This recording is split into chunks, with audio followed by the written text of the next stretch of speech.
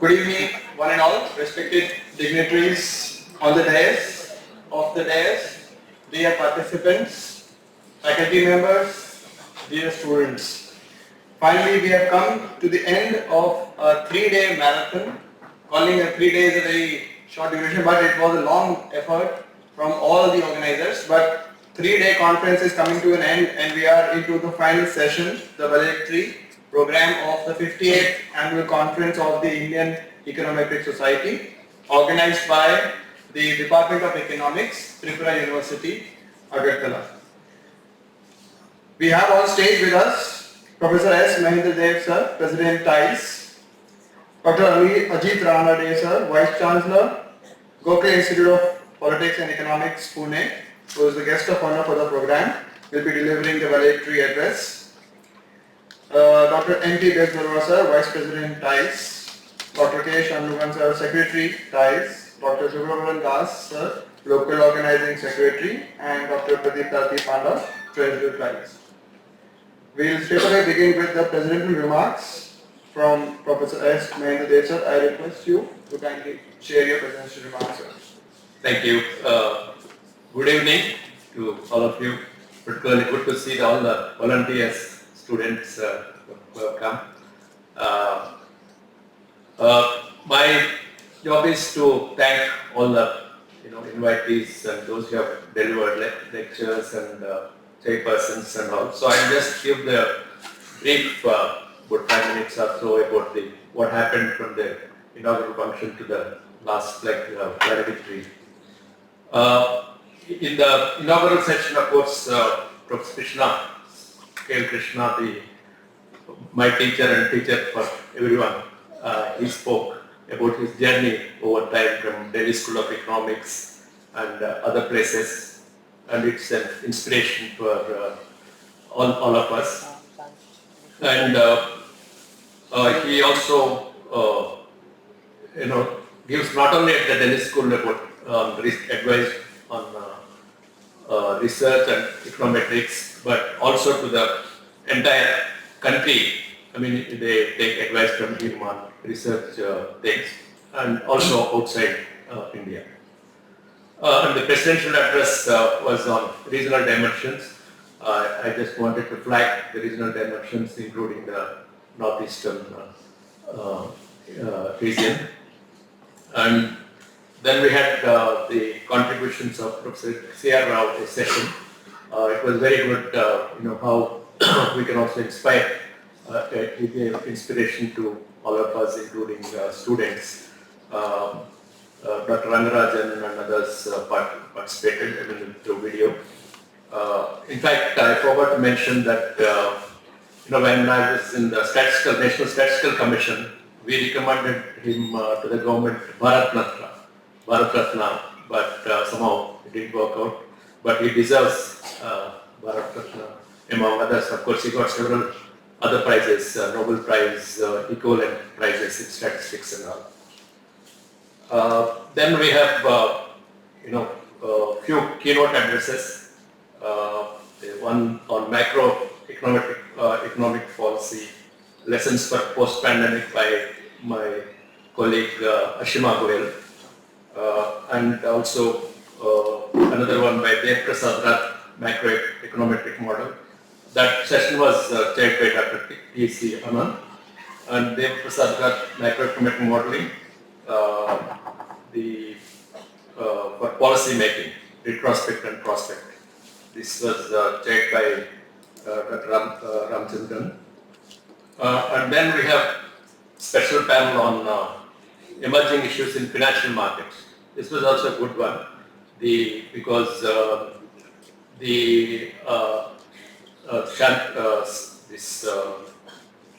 Soumyakanta Ghosh, he spoke on monetary policy transmission, and Tirthankar Patnaik also very very good one on big data is used on this retail markets and all. So that session was very good.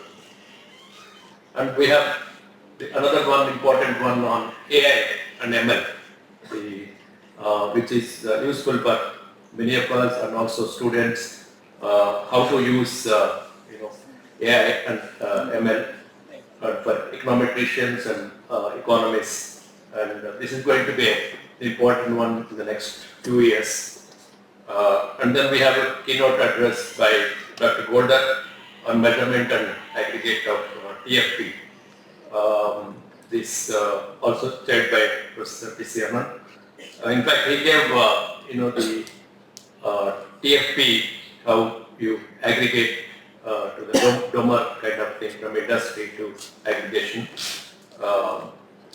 small different components to aggregation, and also the problems in the data, including the PLFS data and the other earlier data comparison problems and all. This was very useful.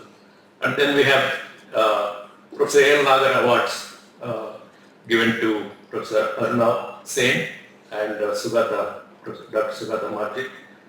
They gave good presentations, both of them. And then the GPM last night, we have next conference president, Dr. Sudipta Mandal. The venue will be decided soon. And then Vice President Dr. Neeraj Hatekar, formerly with Bombay University.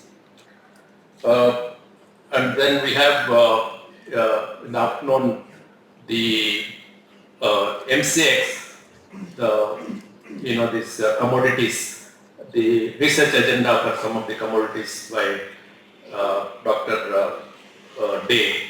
He presented, how, because commodities are very important, not only agriculture but other metals and gold and other commodities. And last section, of course, very important one, Northeastern region. That, as Dr. Bezbaruah mentioned, it has the 4%, I think, the population and GDP about 2.5 or so. But it is much more important than these numbers. The crucial for India's, success, the Northeastern region. So many achievements you can see in the Northeastern regions. Physical infrastructure has been improving, digital technology and everything. And I also attended some of the technical sessions. The quality of the papers is very good. I think some of you have also attended. So I thank all of these people mentioned in the keynote address persons and also the students and others who have written the papers. And I won't get a chance to speak, so I thank the Professor Subra and the entire team. We should give a big hand. Yeah, particularly the volunteers, student volunteers, they have done a wonderful job.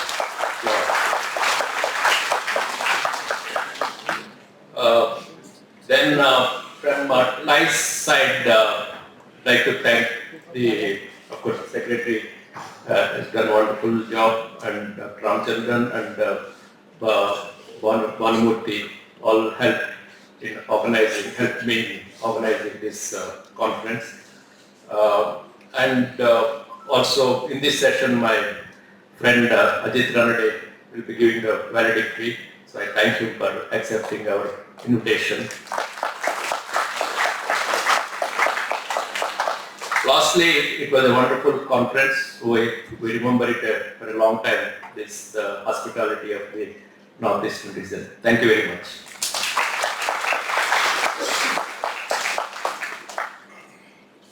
Thank you, sir. Now I request Dr. Ajit Ranade, sir, to kindly deliver the valedictory keynote address. Thank you, Yashovardhan. And let me begin first of all by thanking the Indian Econometric Society for giving me this honor of delivering the valedictory. I know the valedictory is between you and your darshan of the Tripureshwari temple, and I think the Aarti is a very special occasion. So I intend to speak for about 15 minutes.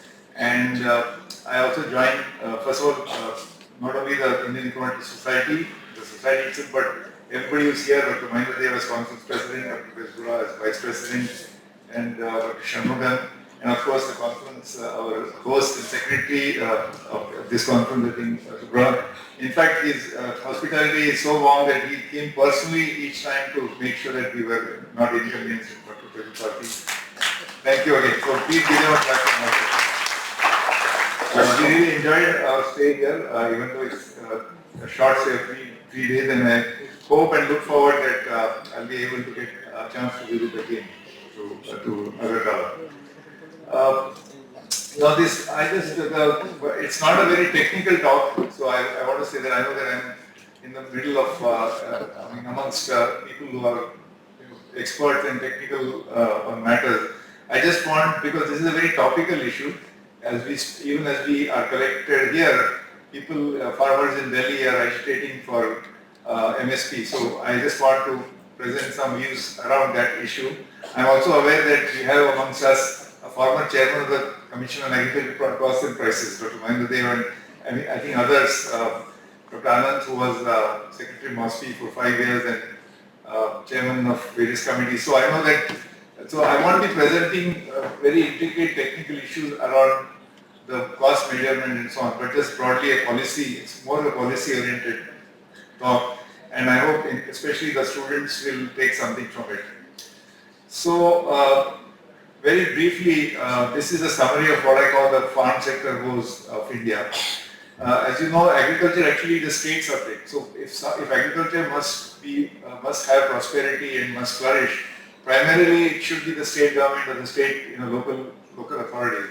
So that's just a reminder, because while we talk about something happening in Delhi and some agitation against the central government, union government, but actually agriculture is predominantly a state subject. So it's really something that states should worry about. And yesterday in the presidential address, I think Dr. Mahendra mentioned how there are regional variations. So actually, if you want agriculture to flourish, everybody, every region, every state, even sub-state entities have to be engaged and grapple with it. So it's not really something like a national one solution for everything.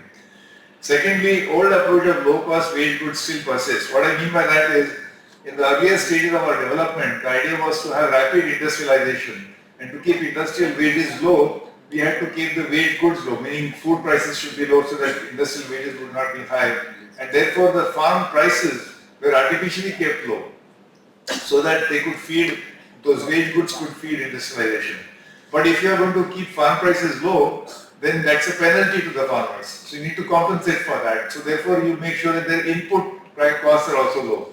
So if the farmer is going to be subject to price controls, then you have to give him a subsidized or cheaper fertilizer and seeds and water and electricity and credit and so on. So this mindset, which is from the very early days of our development, I submit to you that actually it is still persisting. We are trying to get rid of it. Complete deregulation is something that we are trying, but I think we are far away from that. So that many of our problems actually arise from this old mindset. So it's very difficult to get out of it.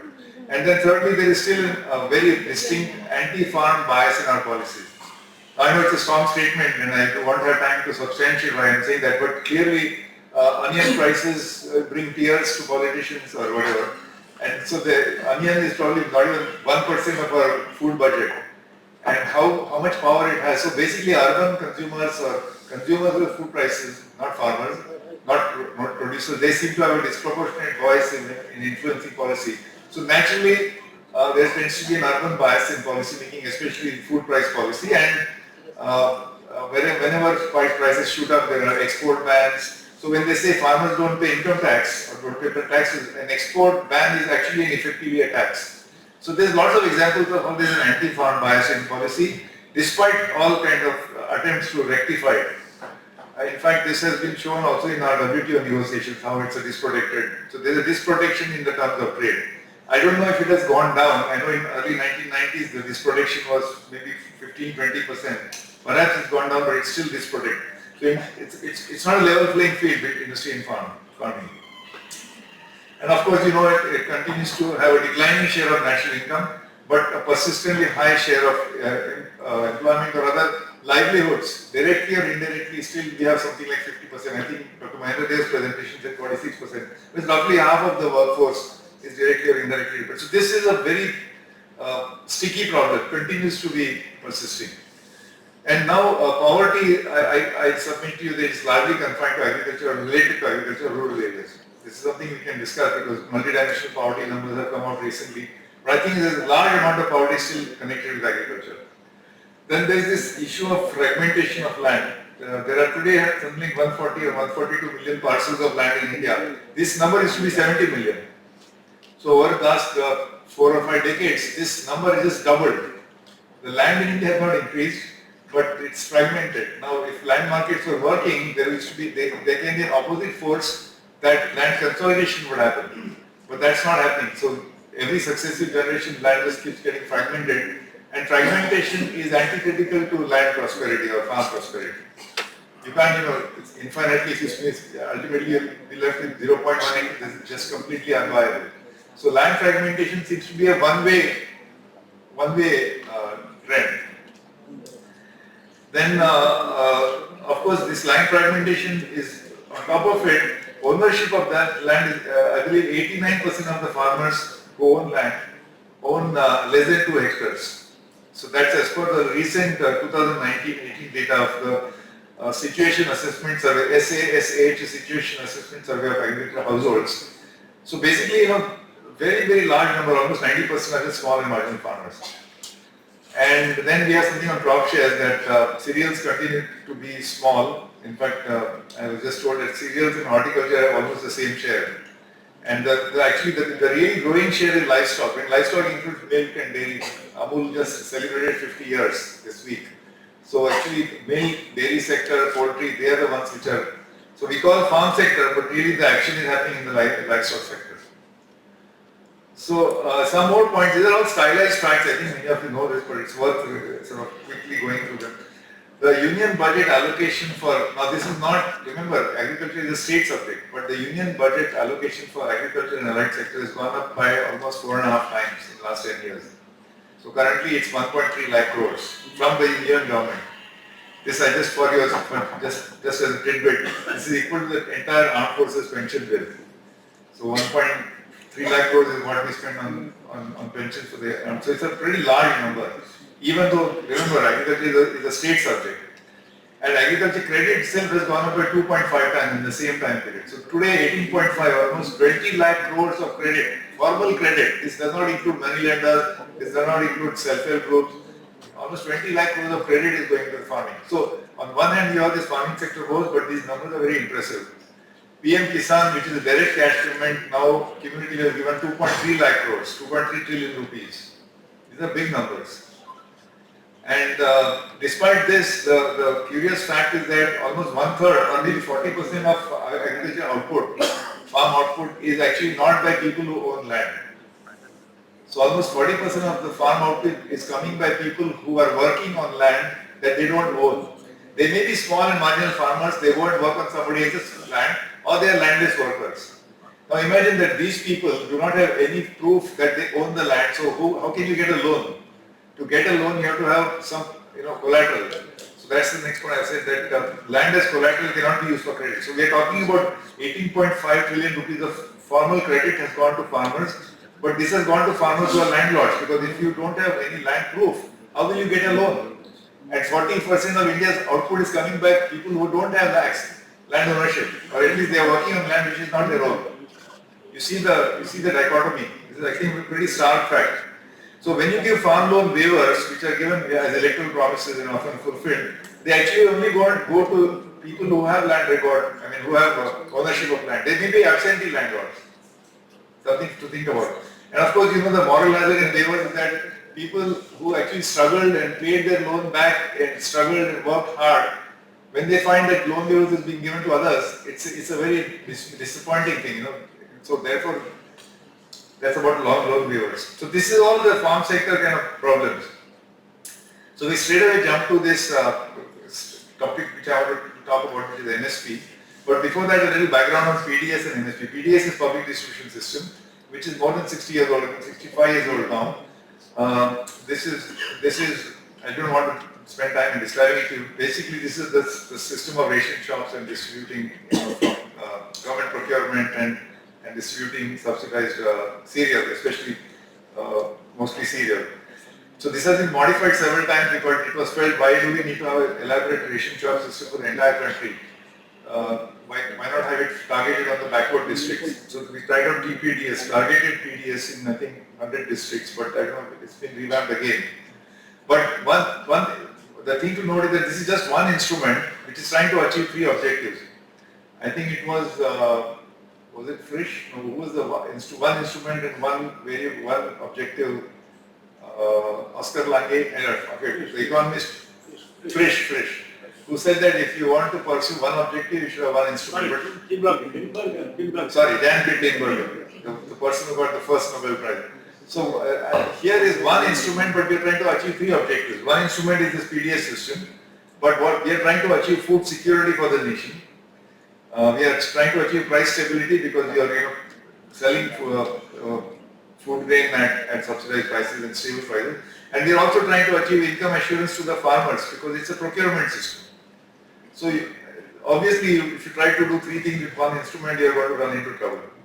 And then of course, over a period of time, you know that the whole procurement system actually doesn't work for all crops, it works only for wheat and rice. That too, it has geographically confined to some states of India. Now it's probably gone to 3-4 states, but it's still highly skewed. And the buffer stock sometimes leads to procurement anomalies, like the actual amount in the food, the granaries, is 2 or 3 times the buffer norms, which is, suppose it's 20 million tons is the norm, you often end up with 60 million tons. And that's becoming more and more common. And then once you have a large food stock grain, there's a reluctance to sell it, because if you sell it too much, then suddenly prices will crash. And then the FCI, the Food Corporation of India, will incur huge losses, because the Food Corporation of India buys food grain and then sells it at a lower price. The difference between buying price X and Y, which is the selling price, X is either X minus Y is their loss. But if Y goes down too much, then you have too much. So it's just, as I said, one instrument and 3 objectives. And then you had NFSA, which is National Food Security Act, which was implemented, which was enacted in 2013, which entitles about 70 to 80% of India's population to 5 kilos of wheat or rice or coarse cereal at 3 rupees. Sorry, wheat at 2 rupees, rice at 3 rupees, and coarse cereal at 1 rupee a kilo.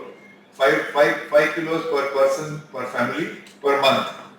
And something like 2/3 of rural families, half of urban families. So this now creates a huge, this is the thing which is driving now procurement, by the way.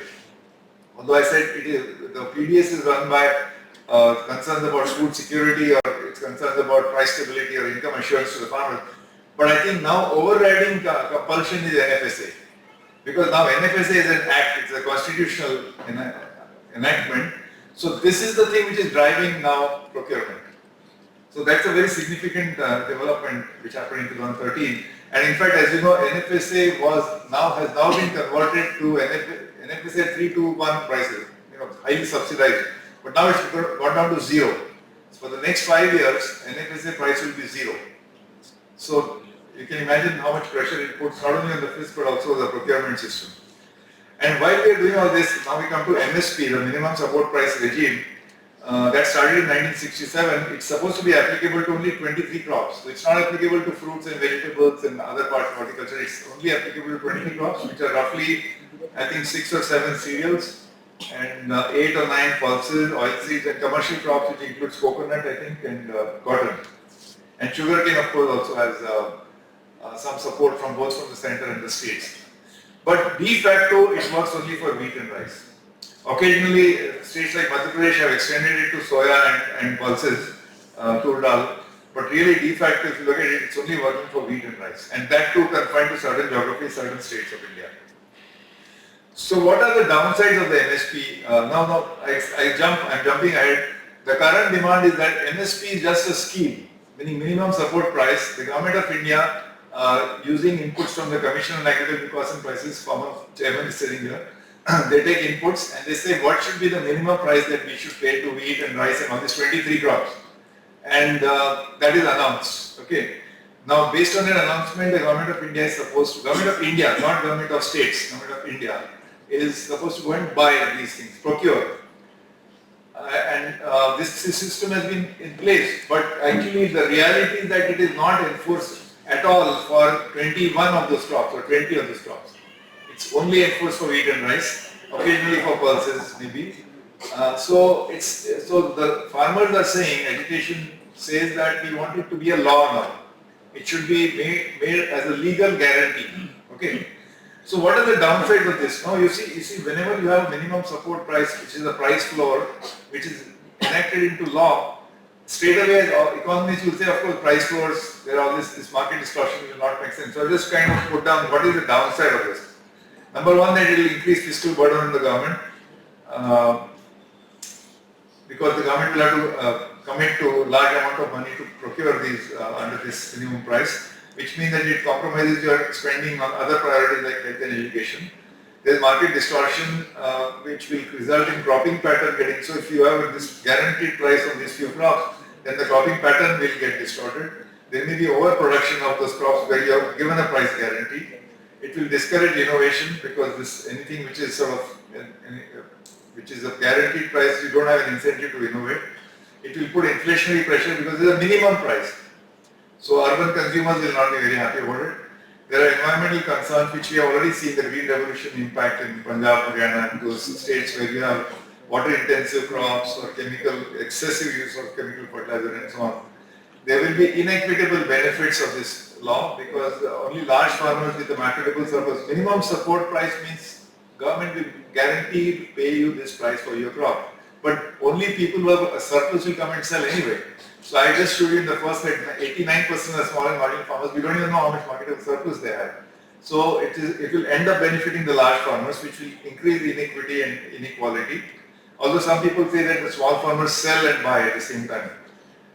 Then we will of course get reprimanded by WTO because any kind of distortion like this minimum support intervention and large procurement system is contrary to WTO and trade treaties.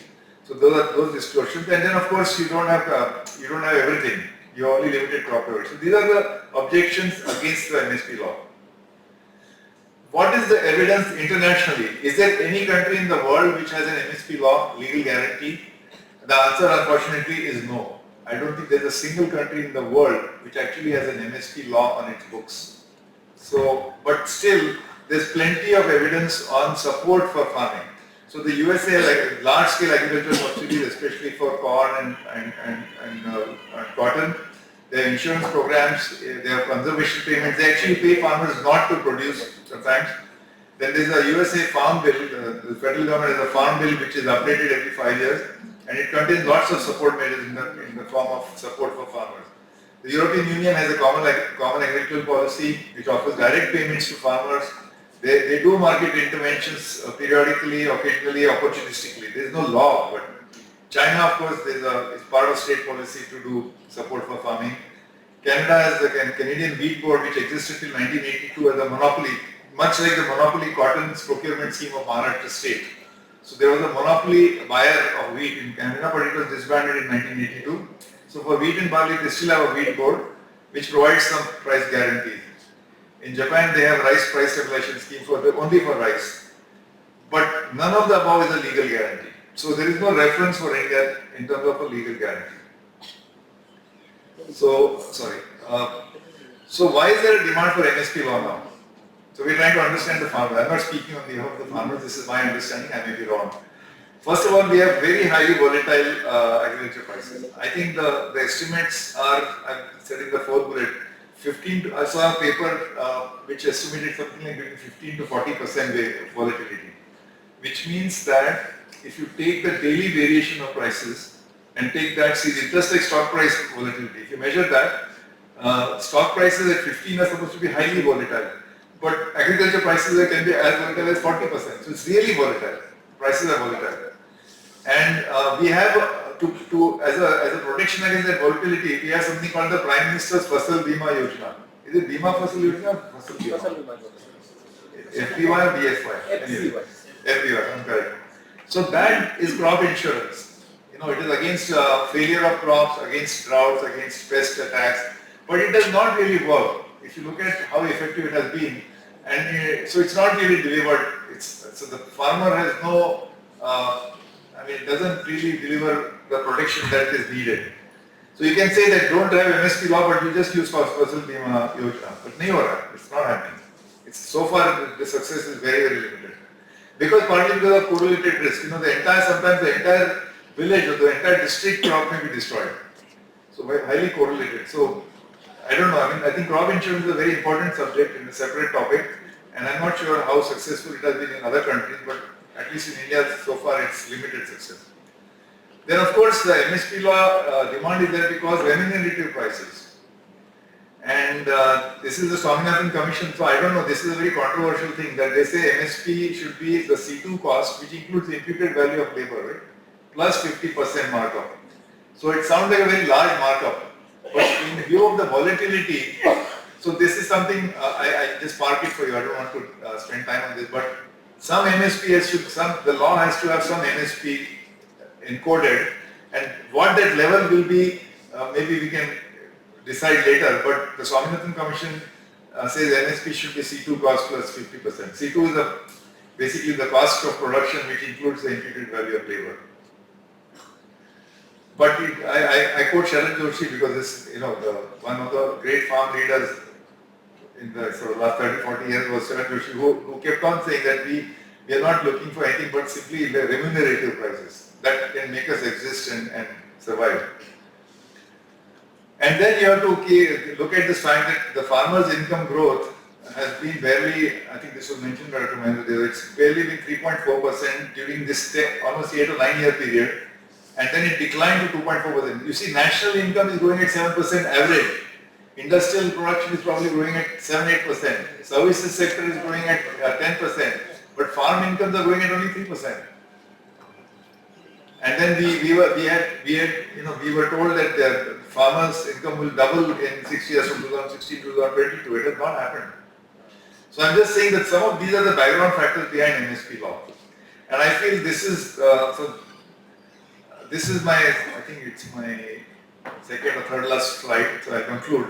So why I think the MSP law may work is, first of all, just statistically we'll assume that half the time the market price will be above the MSP, if it's properly designed. So by statistical law, half the time it will be below, half the time it will be above, which means that the government will be paying only half the time, right?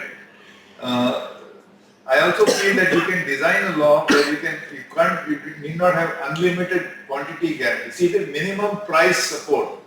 Minimum price support. We are not saying maximum quantity support. So we'll give you price support, and at that price we'll purchase the quantity Q, but that Q is not infinite.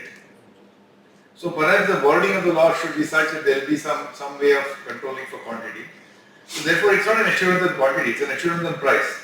Thirdly, remember that the moment the government intervenes, because the government has to procure the grain at this minimum support price, and suppose the prices have gone down, so the moment this big gorilla of government comes in and starts buying, that puts upward pressure, no? Automatically the prices start moving up. When people say, government purchase kara, market price will go up. So the moment it crosses the MSP level, the government has to stop.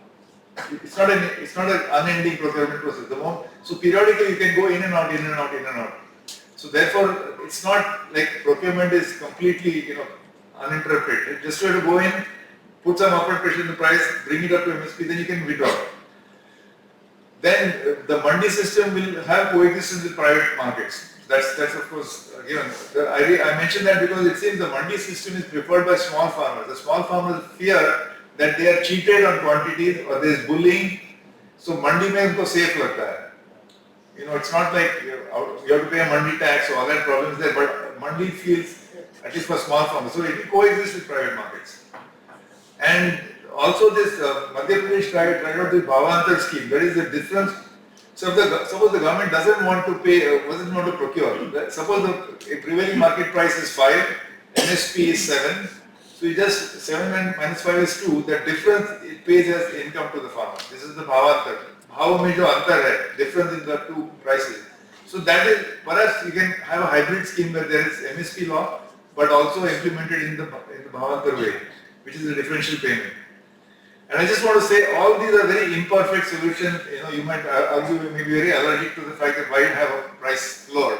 But we are not even in the second best world, we are in the third best world. In the language of economic theory, the first best frontier, the second best frontier, we may be in the third best world.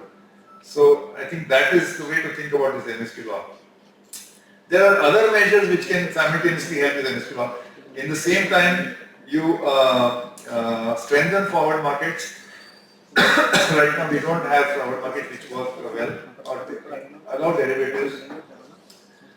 Strengthen the warehouse receipts markets, because that's also something that helps price discovery and actually stabilizes prices and increase the liquidity there. Also try to minimize export and import ban. That's very important. Actually, the frequent banning and unbanning of sugar, rice, cotton, it's just that can be controlled. Then also set up a farm price stabilization fund. Like remember, we used to have the oil pool fund, which of course we have discontinued. But at some point we can get away from MSP and have farm stabilization fund.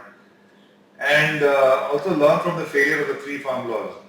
It sounds like a fairy tale, no? But I just want to say that why did these 3 farm laws of September 2020 were supposed to be all for liberalization. More freedom to farmer to sell, more freedom to contract, more freedom to, there is no Essential Commodities Act. So more freedom.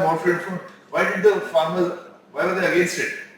The reason being, if you remember, what are the 3 farm laws? Number 1 was that you can sell outside the mandi to any trader. Number 2, you can do contract farming, you can sell to Reliance or Adani, whoever. Number 3 was that there would be no Essential Commodities Act, arbitrary stockholding limits.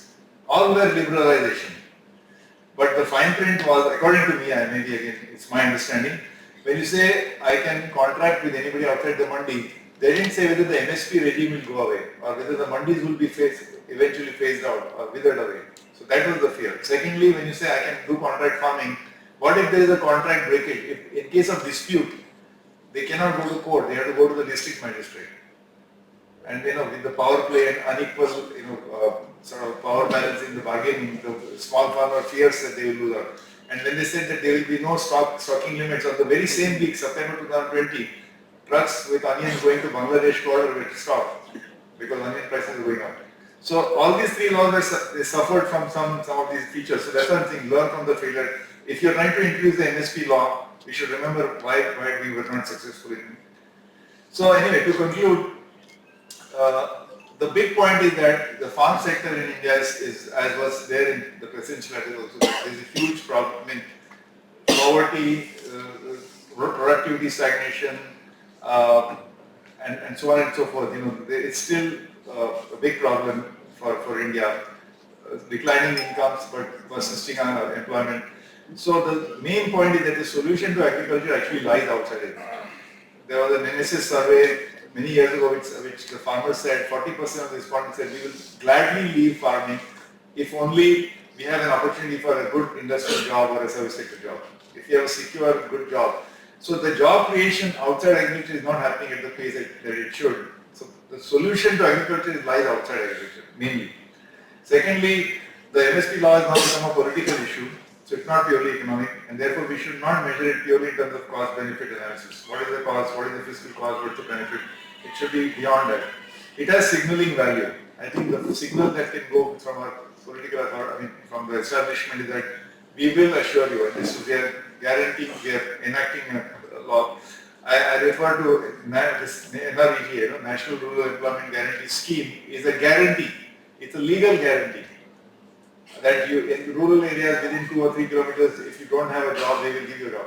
Now, I think NREGA was enacted in 2005, so it's been around for almost 20 years. How many times have workers gone to court to enforce this law, to enforce this right? I think very, very few times. But it has provided very valuable safety net during pandemic or during droughts and famines. So it has actually acted as a proxy for unemployment insurance. When we don't have social security, the NREG has been very valuable. Similarly, in the absence of many other formal markets like forward markets and many other mechanisms, the MSP law will just be a safety net. And one other suggestion is that perhaps we could incorporate a sunset clause. So the law should be enacted, but should exist only for 5 years, and there's a review at the end of 5 years. So if that is done, then please let's try it out for 5 years. And mainly it's about unshackling farmers from so many controls that still exist. So that's what I have to say about the MSP debate. Thank you very much.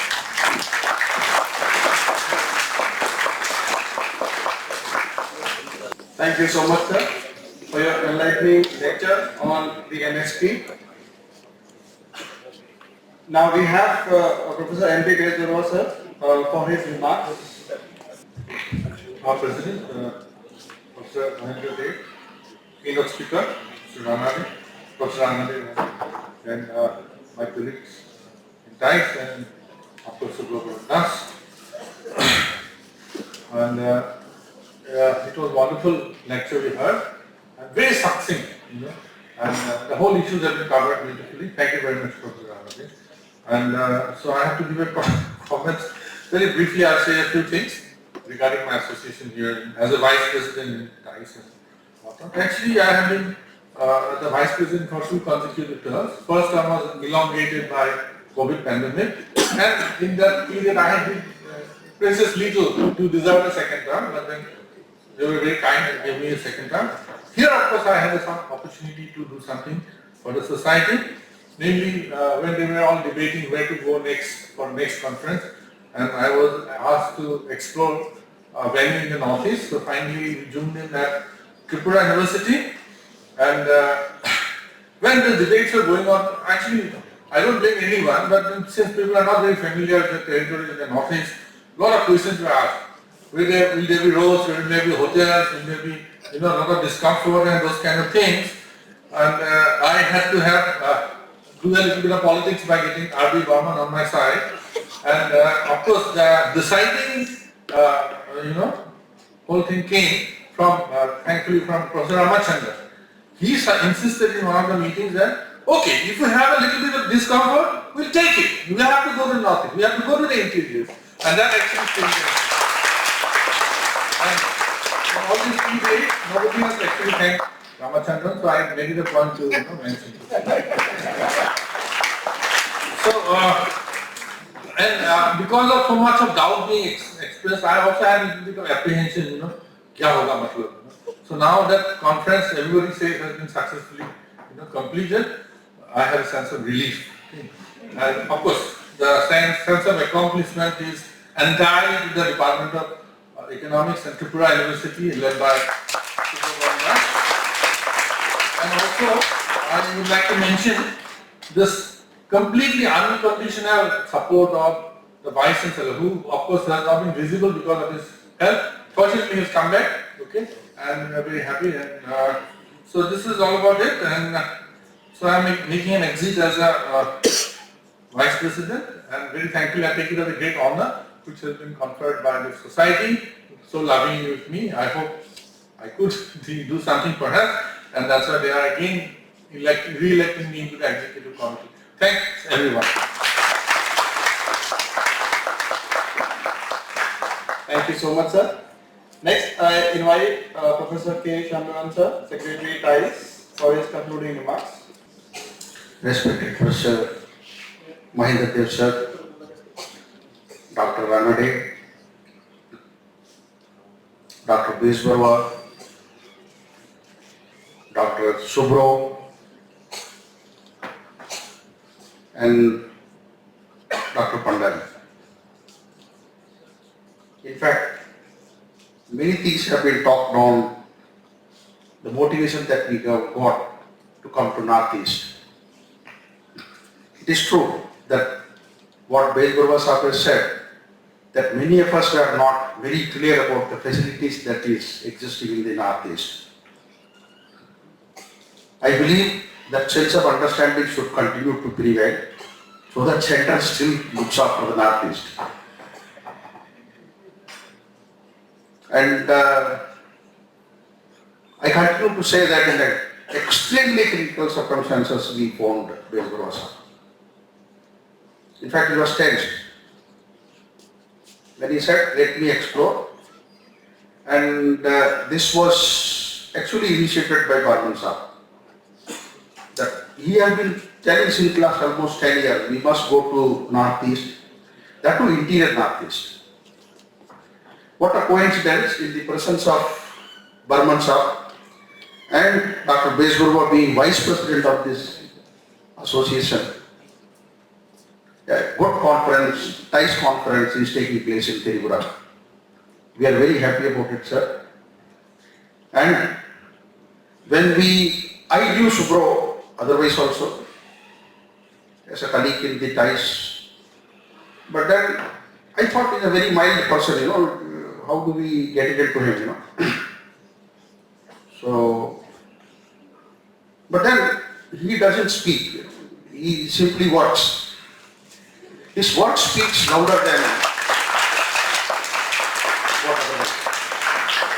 And marvelous. I mean, every time he would simply listen to me.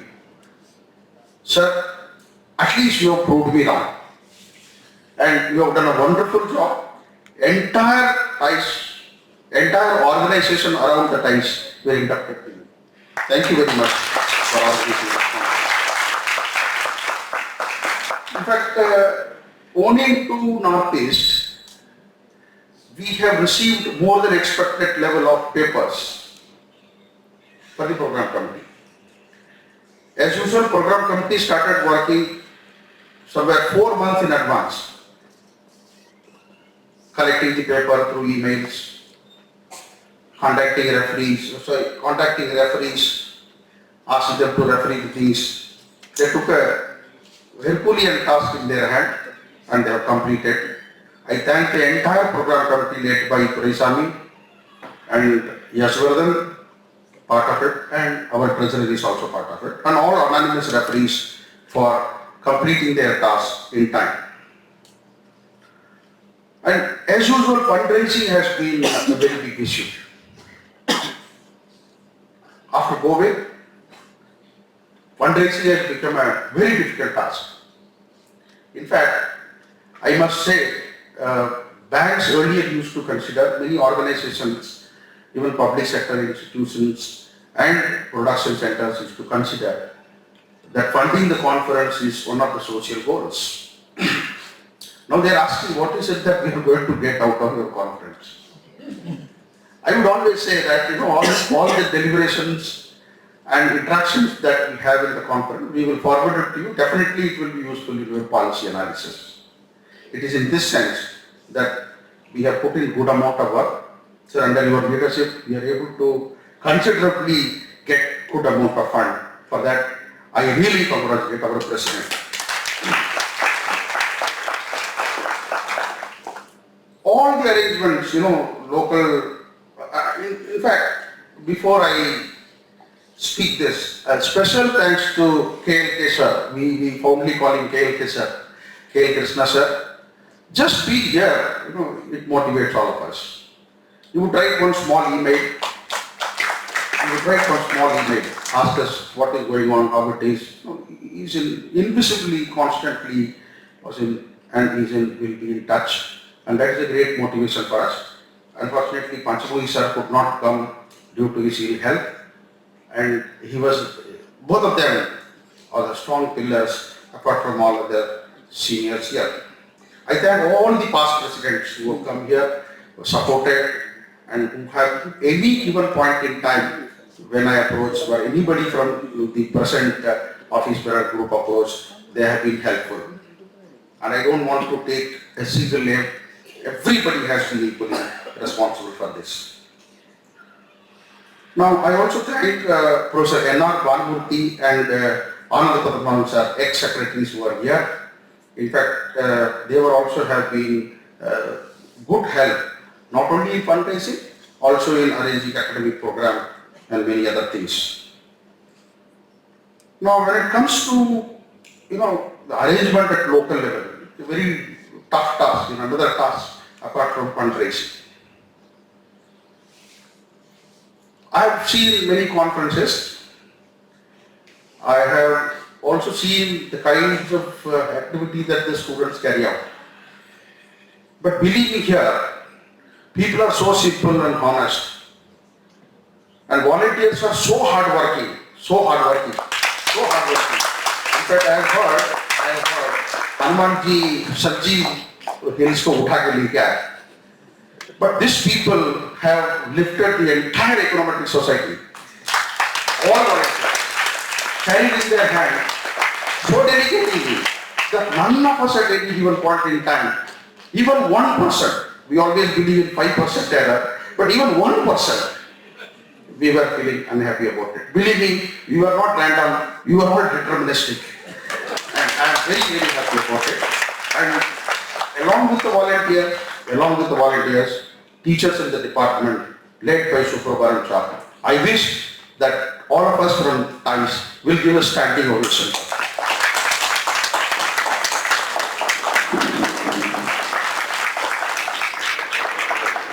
Thank you very much, sir. We are really obliged to your hospitality and your simplicity that you have shown to us. I'm also thankful to Balu and Piyush Patel for their hard work. Excellent work. They have been working round the clock to make it happen. Now, all the organizations locally as well as centrally were funded. I am thankful to them.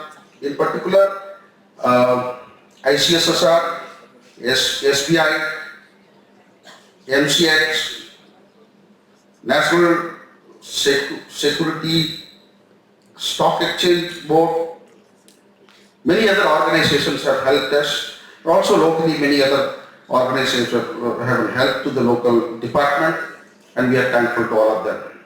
Finally, I take this opportunity on behalf of all of you that I thank Vice-Chancellor, I thank Register, Dean, and all other teachers from other departments, teachers, students who have made this conference extremely possible and wonderful. Thank you very much.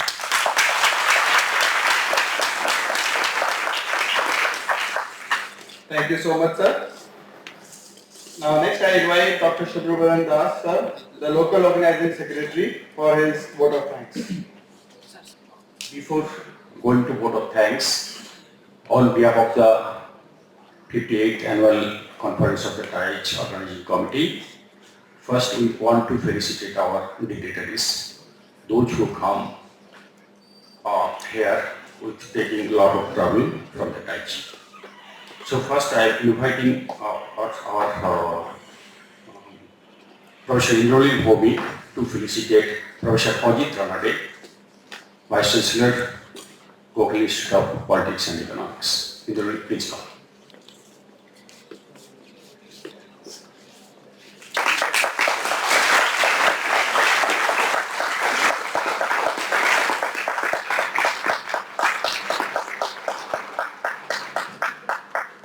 I am inviting to my another colleague, Dr. Bhawan, so to felicitate Dr. Pradiptarathi Panda.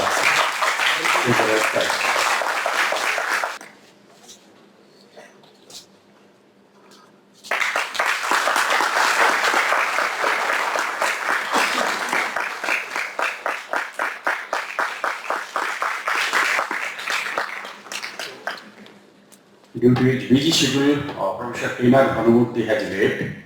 So definitely on behalf of the Organizing Committee, so we will give this felicitation or we will give this memento. We will send it to Professor Bhawan. Now I am inviting Professor John Debnath to felicitate our former President Professor Vice-Chancellor. Professor Chatterjee, please come, and Professor John Debnath, please come to felicitate Professor Chatterjee.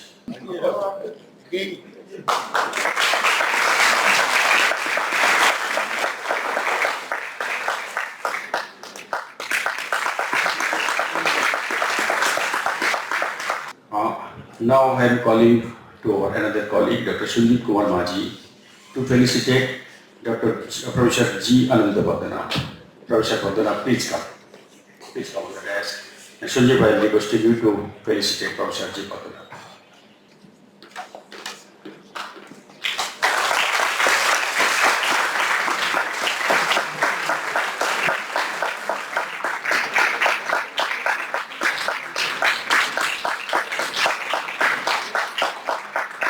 Now I am inviting Professor G. Babu, Journal of Quantitative Economics. Professor Babu. Elected or let it. I will send it to Professor Babu to TIES. Professor A. Duration, Convener Program Committee. I am inviting Professor Duration, and I am inviting also Dr. Dilip Kumar Rana, please come and felicitate Dr. Editorial.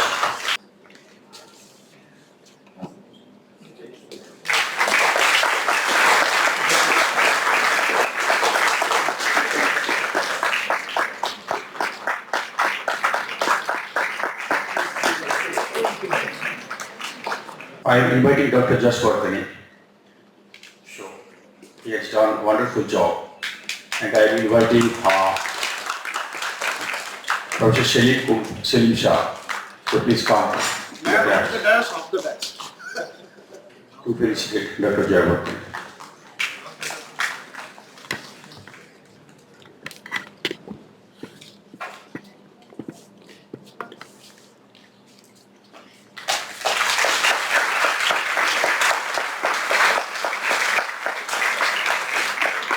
Thank you, Selim.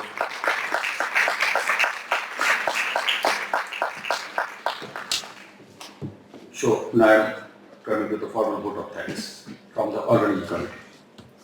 A very good afternoon to all of you, respected President, Professor Mahendra, Indian Economic Society, former Vice-Chancellor of IGIPE, Chief Guest, Professor Ajit Ranade, Vice-Chancellor of Prof. Editorial of Politics and Economics, Professor A.P. Bezbaruah, Vice President, TIES, Dr. K. Shanmugan, Secretary TIES, Dr. Pradiptarathi, Panda, Treasurer TIES, and other dignitaries sitting on the audience. Now, on behalf of the Organizing Committee, it's my tenure to give vote of thanks. It's also my pleasure to get an opportunity for giving the vote of thanks.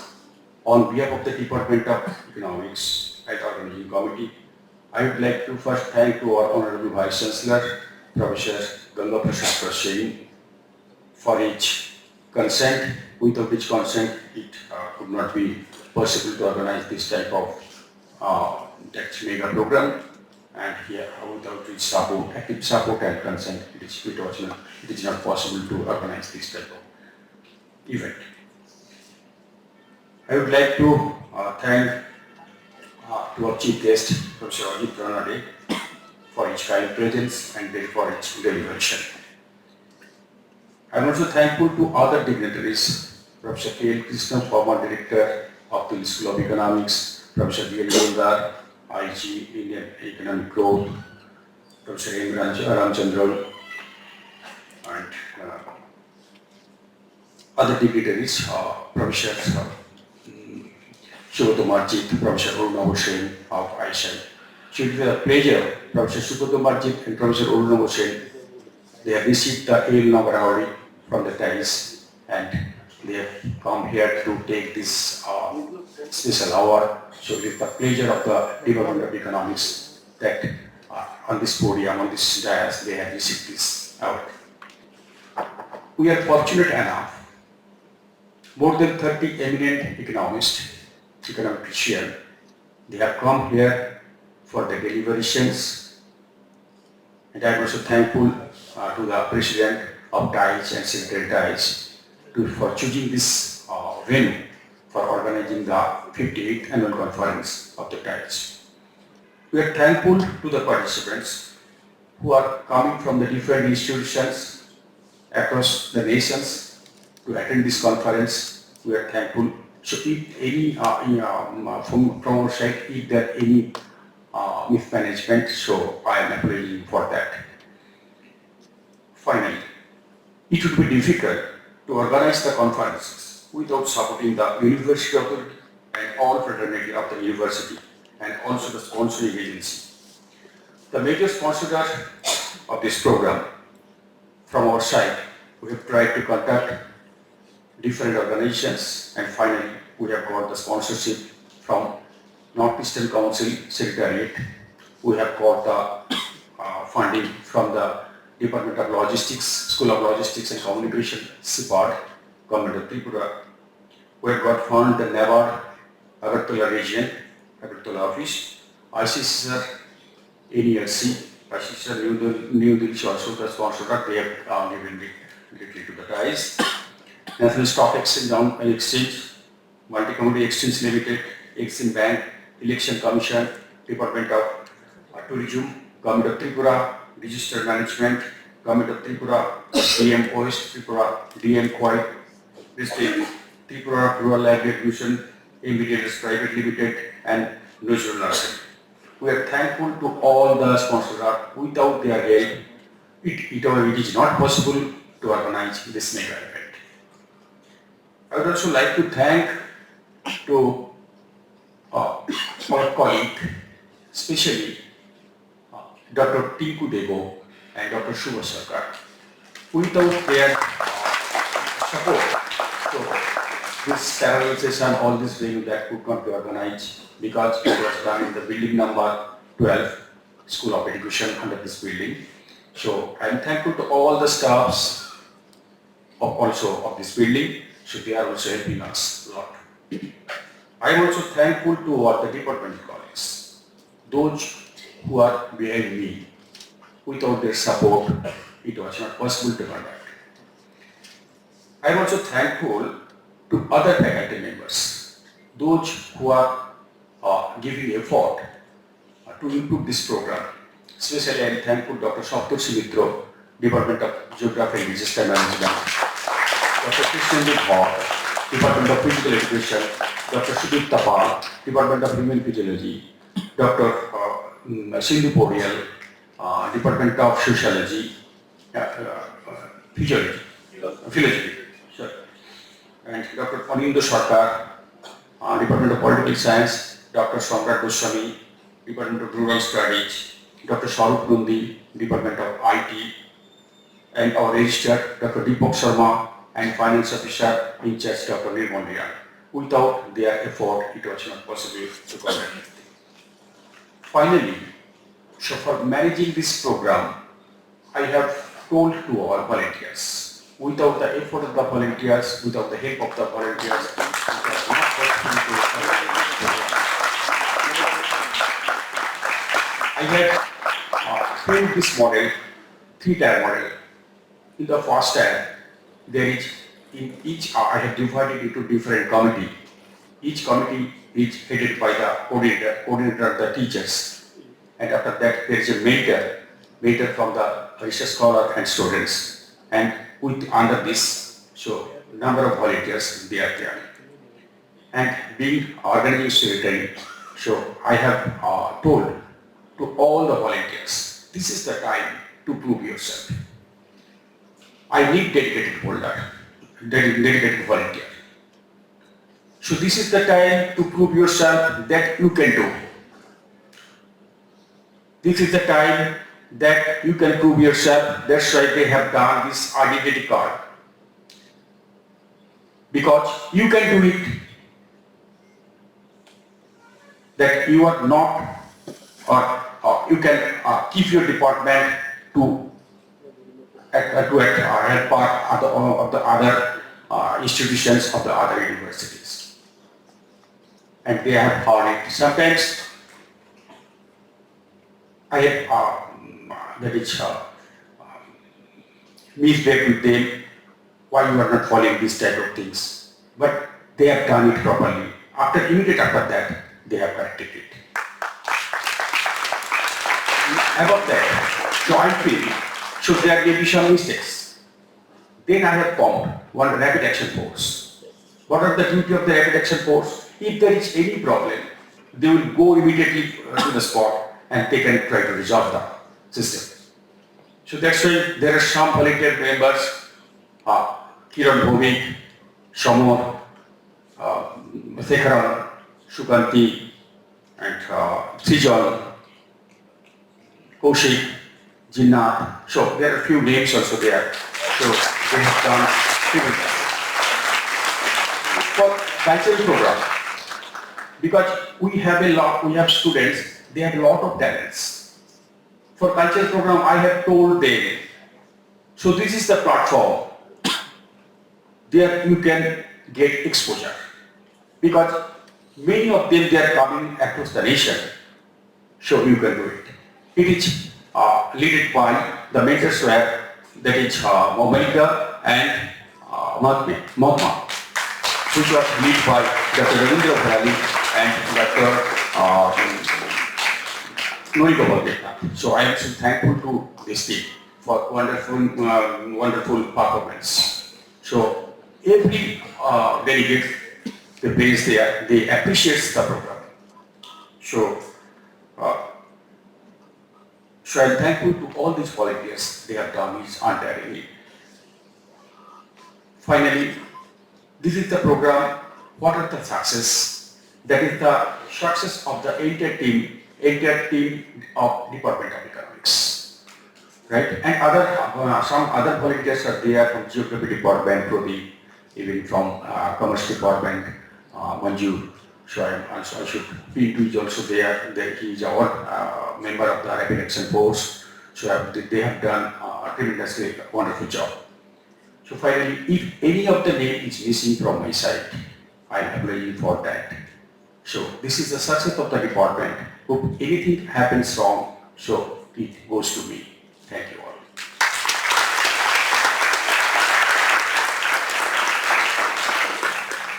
Thank you so much, sir. Now, in the end, I request Dr. Pradiptarathi Panda, sir, Treasurer Ties, to deliver the vote of thanks on behalf of the society. Kulungka.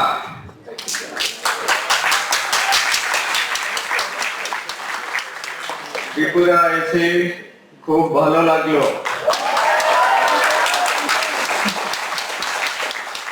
Before I proceed for the formal vote of thanks, we have felicited all our dignitaries, but our real heroes are our volunteers.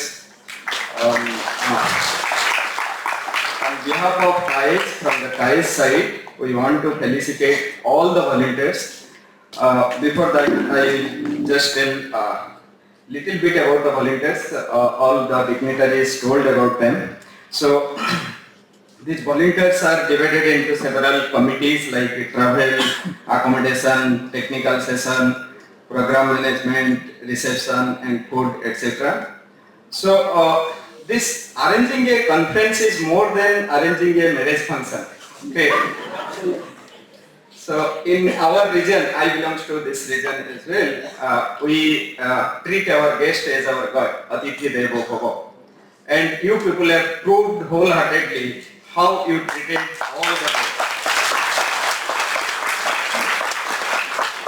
I have seen all these volunteers. Usually we used to take a lunch at 1 o'clock or hardly 2 o'clock. Can you imagine these volunteers were working for us and they were having lunch at 5 p.m. You can't imagine, even in the dinner time, 10:30, 11 o'clock they were having dinner. So this proved that they will not face any problem during arranging their brothers or sisters' marriage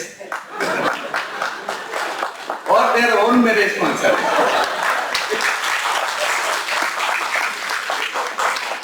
So I want to call each one of you one by one to the dais, and I request the dignitaries to felicitate on behalf of dais. So first I request Rishabh Kanti Prasad to come onto the dais. Rishabh Kanti, you are there? Okay, Debnath.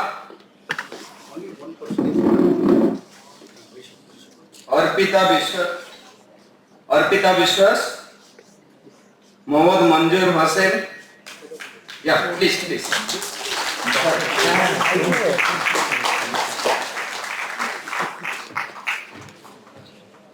Gaurav Debnath, Ronit Sarkar. So next, I will request all the second semester economics students to come in a group. Harshita, Yashika, Nandan, Anchi, Himadri, Inam, Tanushri, Jyotisna, Subol, Ras, Maima, Elija, Apurva, Mamita, Happy, Raj, Anindya, Susmita, Kanishka, Jenny, Sankar, Devjoy, all of you come at a time. Samar, Dantimala, Kapur, Pushpita, Nasirul, Masar Masul, Dr. Lin, Lalita and Sakam. Please come. Please come to the rise. And I request all the dignitaries to present the memento to you.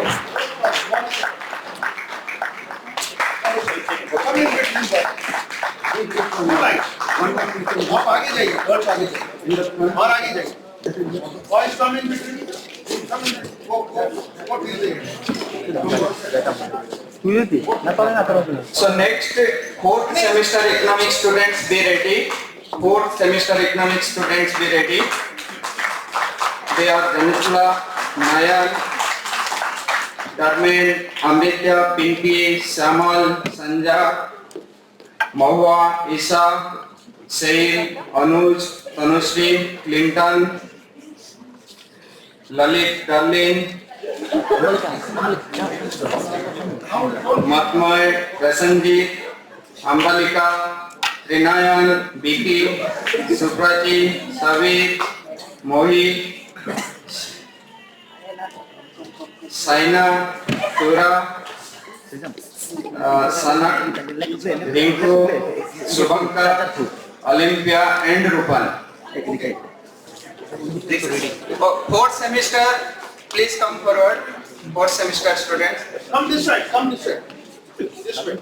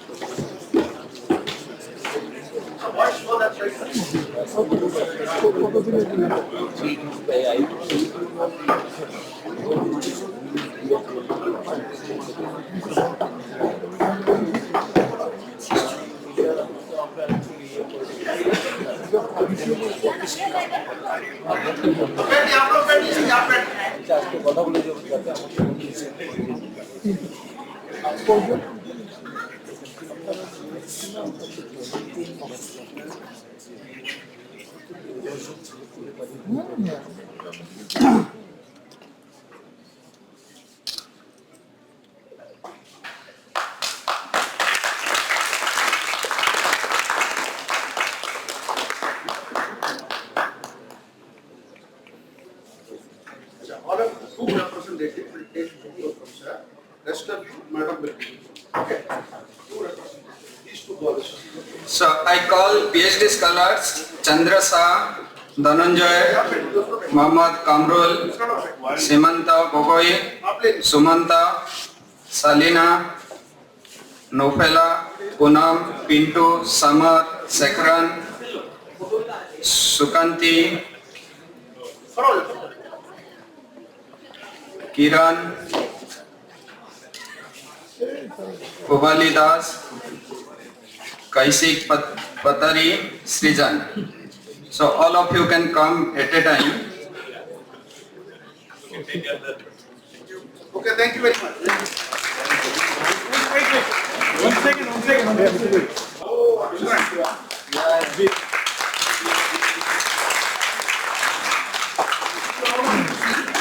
So one of the students whom what they've done. Okay. She draw the picture, Excellent art. presented to Dr. She has presented a portrait to Professor K.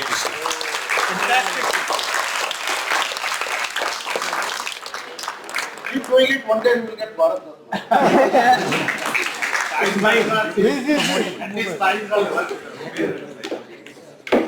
Thank you.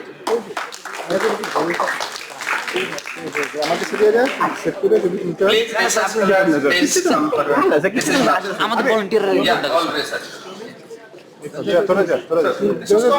Research scholars, go. Hurry up, go.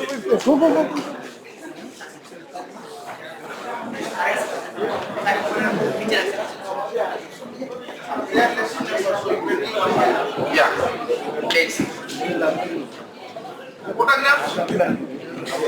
Quick. Side में आ जाओ भाई, लेने वाला side में आ जाओ, लेने वाला side में आ जाओ, Srijan, what?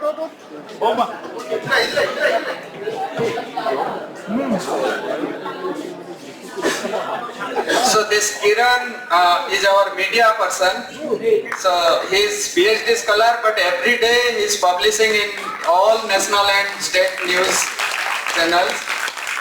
We have never seen a conference every day it's publication in the daily media. So thank you.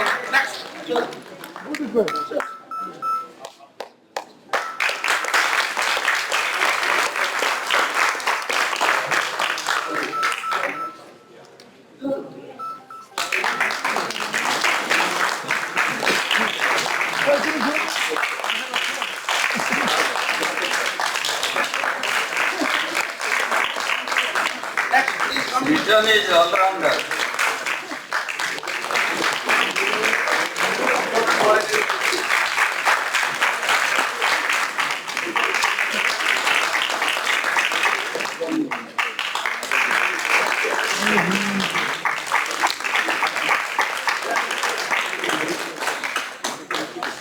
Srijan is all-rounder, sir.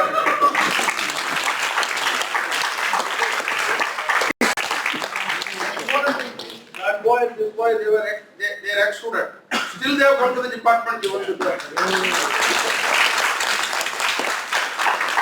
I request dignitaries. Just a minute. Solve the research scholars. Just a minute. All the research scholars. As possible, assist Prof. Sir, not even. Thank you.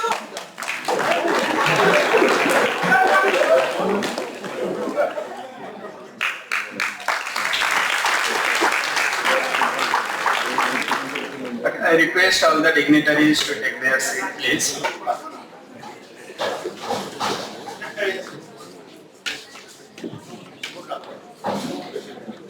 So I come to formal vote of thanks. Respected Chair, Professor S. Mahendra, President ICE, Guest of Honor, Dr. Ajit Ranade, Vice-Chancellor, Gokhale Institute of Politics and Economics, Dr. MP Bezbaruah, Vice President, Dr. K. Shanmugan, Secretary, Dr. Subhrabaran Das, Local Organizing Secretary, and respected Bhanamurthy Sir, Dr. Ramchandran Sir, DC Anand Sir, Vice-Chancellor Chatterjee Sir, and all the past presidents of DICE, the EC members, office bearers, local organizing team, participants, and ladies and gentlemen. Good evening to all of you. It's my privilege to propose the vote of thanks and acknowledge the contribution of those who worked hard for the success of this 3 days, 58 DICE annual conference held at Tripura University. So normally our Shanmugan sir used to tell me individual progress is very easy, but institutional or organizational progress is very difficult. If we are part of the organizational progress, it helps society and we get real peace. And it's not easy to work for society, but if you are self-motivated and ready to sacrifice your personal and professional life, then you will get the satisfaction and it helps to the society at a large. So I take this opportunity to, on behalf of DICE, to thank the local organizing committee, Professor Ganga Prasad Prasin, Honorable Vice-Chancellor Tripura University, and Registrar Tripura University, Professor Sukendu Debnath, Dean Faculty of Social Science and Chairman Organizing Committee, and my special thanks to Professor Subhrabaran Das, Local Organizing Secretary and Head Department of Economics, a very calm and simple person. I salute to you, sir, and I request once more all of you to give a big hand to Subhrabaran sir. And I thank all the professors of Economics Department for their hard work and dedication. I also take this opportunity to thank all the students, PhD scholars and non-teaching staffs of the economics and other departments who helped the conference for a grand success. So to the DICE, we have been fortunate enough to be backed by a very good team. I thank Professor S. Mahendra, President DICE, Professor M. Bezbaruah, Vice President, Dr. K. Shanmugan, Secretary, and Dr. Alok Kumar Mishra, Joint Secretary, for their guidance and support in managing the society and the annual conference successfully. And I take this opportunity to thank members of TIES Trust, especially Professor B.R. Panchmukhi, Professor K.N. Krishna, Dr. R.B. Varman, Professor N.R. Bhanumurthy, Dr. M. Ramchandran for their guidance and support. I would like to thank all the members of the Executive Council and the Society for their cooperation and help. I also thank all the past presidents and all the past office bearers. And this time we had a very good organizing committee. So we are Professor Duraisamy and Professor Yaswardhan and myself. We had a very good team. And sometimes at 10 o'clock, 11 o'clock, even 11:30, we had in the evening, we had a meeting in the Google Meet. I hope at least 15 to 16 meetings we did to finalize these papers, to select the reviewers and other parts. And I must thank Duraisamy sir, the convener, and Yaswardhan Singh. So he's like my brother. Anytime I can call him and he will come in. So sometimes Duraisamy, since he is a dean, he will be busy, but even if Yaswardhan is in charge of NAC to their college, but still he will find some time and he will help us. So I must thank both of you. So thank you. So all of you have seen there are two officers from TIES side who are there in the TIES office. I request Mr. Piyush Patel and Mr. Balu to please stand up, and I request all of you to give a big hand for them. They are the invisible hands. No one can see what effort they are doing and what help they are doing for this TIES throughout the years, not during this conference.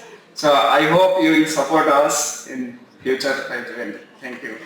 So I also request Mr. Piyush Patel and Mr. Balu to come to the stage, and I request our President and our honorable guest to felicitate them.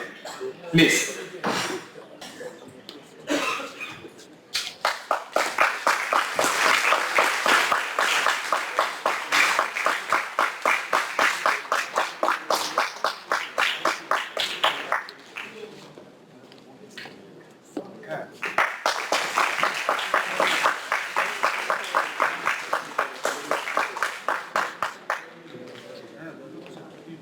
So there are two more invisible hands. You can't see them. They were working online and from the back end. So they are Mr. Asutosh from NISM and Dr. Bhagirath from MS University Baroda. So I also thank both of them for their effortless for their work. And I also thank MS University Baroda and NISM, my previous organization, as well as my current organization IIM Raipur, for their wholehearted support to work for this TIES. And I am also grateful to the American Finance Association, EPW, Inomics. They placed our advertisement in their website, and along with the TIES website as well as Tripura University website. I am grateful to our sponsors like Northeastern Council, ICSSR, State Bank of India, NABARD, CIPAD, National Stock Exchange, Multi-Commodity Stock Exchange, Multi-Commodity Exchange, and India Exim Bank for supporting to this conference. So on behalf of TIES, I am grateful to each one of you. At last, if any good things are there, you pass them on to TIES and Tripura University. If any faults are there, you pass on to me. Thank you all.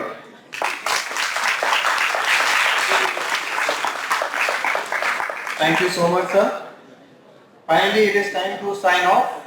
Indeed, it was a great experience, I'm sure, for all of us, the students, the scholars and the faculty, those who have participated in some way or the other. And coming to this part of the country was again different experience we'll cherish for our lives. So we thank in the end to the organizers and the TIEs that they have organized their 58th annual conference in Agartala, and we sign off. We hope to see you next year for the 59th annual conference, wherever the place is decided by the association.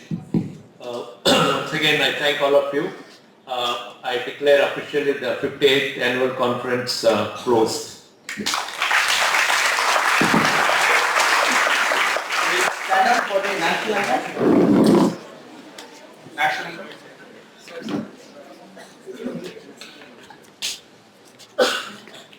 जनगण मन अधिनायक जय हे भारत भाग्य विधाता पंजाब सिंध गुजरात मराठा द्राविड़ उत्कल गंगा विंध्य हिमाचल यमुना गंगा उच्छल जलधि तरंगा तब शुभ नामे जागे तब शुभ आशीष मागे गाहे तब जय गाथा जन